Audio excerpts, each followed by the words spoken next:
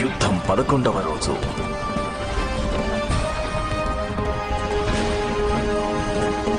సారథి రథమాపు.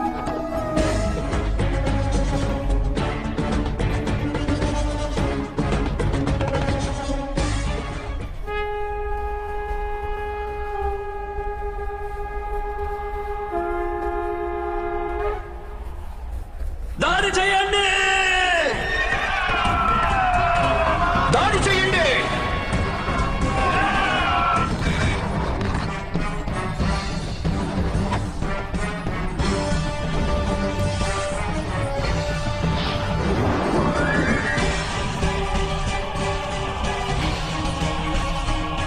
అంగరాజు కర్ణుడు తన ధనుర్విద్య ప్రదర్శించడం ప్రారంభించాడు. మాధవ, రథాన్ని అతని దిశగా తీసుకువెళ్ళండి. వారికి ప్రణామాలు చేసే సమయం ఆసన్నమైంది. అంగరాజ కర్ణ, మనం గదాయుద్ధం చేద్దాం. ఎందుకంటే మీరు పరాజితులైన తర్వాత మీరు సిగ్గుపడనవసరం ఉండదు కదా. చాలా మంచి ఆలోచన అది అర్జున. కాచుకో, నేనిప్పుడు నీ మీదకు గద విసురుతాను. నీ ప్రాణాలను కాపాడుకో.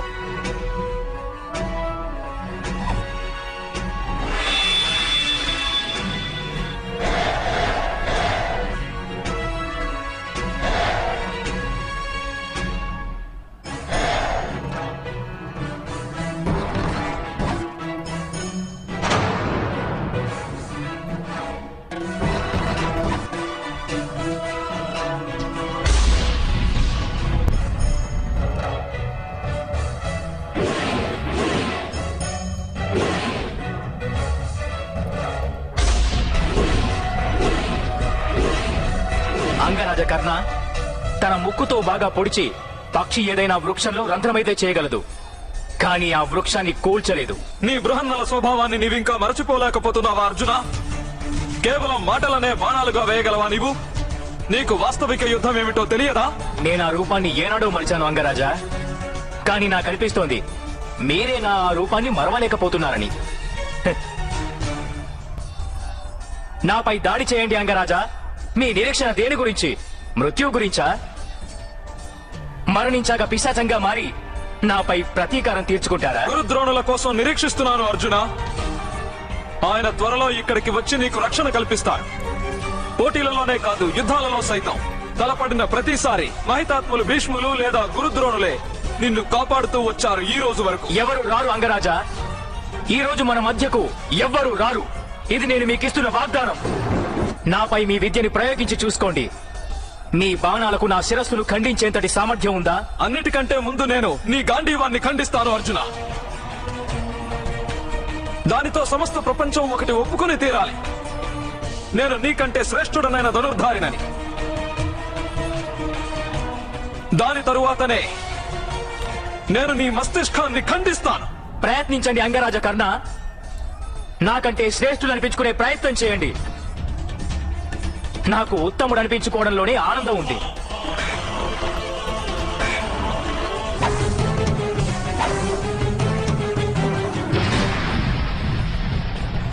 గురుదేవా, అంగరాజు కర్ణుడు అర్జునునికి మధ్య యుద్ధం ప్రారంభమైంది. ఇక ఇప్పుడు అర్జునుడి మృత్యువు తథ్యం. మనం ఇప్పుడు భీముణ్ణి వధించేందుకు సరైన పథకం వెయ్యాలి. ఈ రోజు ఏది ఏమైనా సరే మనం ఆ భీముణ్ణి వధించి తీరాల్సిందే. కానీ మిత్రమా, ఆ పాండుపుత్రుడు భీముడు సమస్త యుద్ధ రంగంలో ఎక్కడా అగుపించడం లేదు. మిత్రమా అశ్వత్థామా, మృగరాజు గర్జించినప్పుడు నక్కలన్నీ బెదిరి దాక్కుంటాయి. వెతుకువాణ్ణి. వాడెక్కడ దాక్కున్నప్పటికీ వాడిని వెతికి పట్టుకుని బయటకు ఈడ్చుకునిరా. ఈ రోజు ఆ భీముణ్ణి నేను స్వయంగా వధించి తీరుతాను. గురుదేవా, మీకు నా ఆదేశమిది. వికర్ణుడు, అశ్వత్థామ, వీరితో కలిసి మీరు కూడా ఆ భీముణ్ణి వెతకండి. వెళ్ళండి. హర హర మహాదేవ, హర హర మహాదేవ.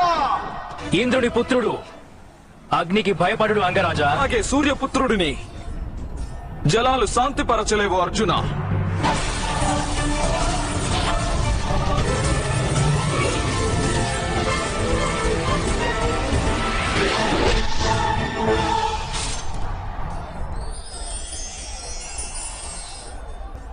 అదేమిటి అంగరాజా, మీ శరీరం నుంచి రక్తం ప్రవహిస్తోంది. ఒకవేళ పరాజయాన్ని స్వీకరించాలనుకుంటే మీకిదే సరైన సమయం. రక్తం యోధుడికి ఆభరణం లాంటిది అర్జున. పాండుపుత్రుడు భీముడు ఎక్కడున్నాడు? మా ప్రాణాలు తీస్తానని ప్రతిజ్ఞ చేశాడు అతడు. ఇప్పుడు ఏమైంది అతనికి? తన ప్రాణాలు పోతాయన్న భీతితో పలాయనమయ్యాడా?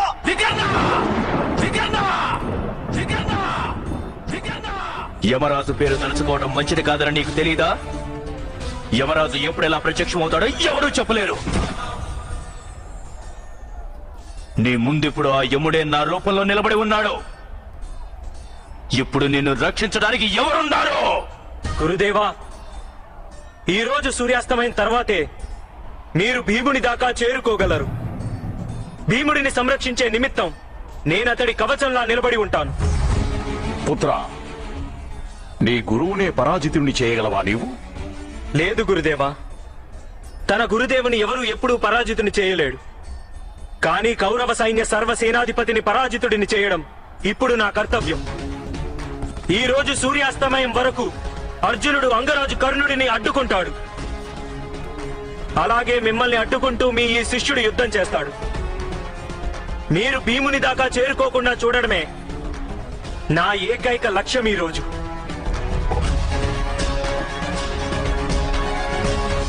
మా రక్షణ గురించి ఆలోచించవద్దు సోదరా భీమా. మీ ప్రాణాలు కాపాడుకోండి సోదరా భీమా. ఎందుకంటే ఆ యమరాజు మీ ముందు నాలా ప్రత్యక్షమయ్యాడు.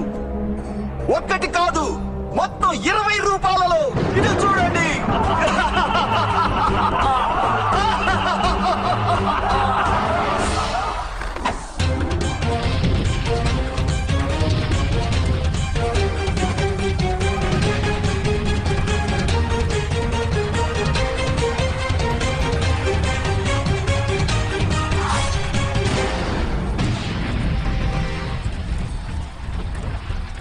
చూసుకో, నేనిప్పుడు నిన్ను కూడా ఒక యోధుడిగా మార్చేశా.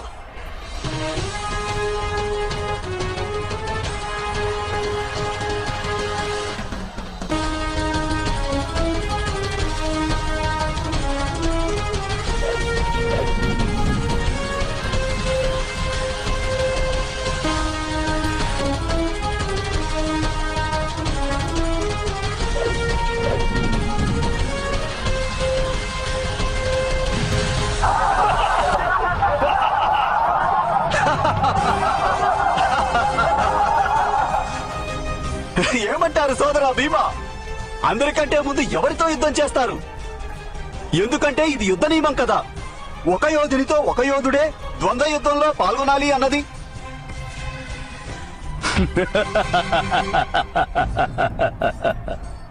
యోధుడా? యోధుడు ఎక్కడున్నాడు వికర్ణ? ఎక్కడున్నాడు యోధుడు? మీరందరూ బాలకులు బాలకులు. ఇక్కడ ఆడుకోవడానికి వచ్చారా? అయితే నేను మీ అందరితో ఆడుకుంటాను. రండి! స్వామి, స్వామి, స్వామి, ఏమైంది? దీపాలెందుకో ఈ రోజు రెపరెపలాడుతున్నాయి స్వామి. నా పుత్రుల ప్రాణాలకు సంకటం వచ్చింది.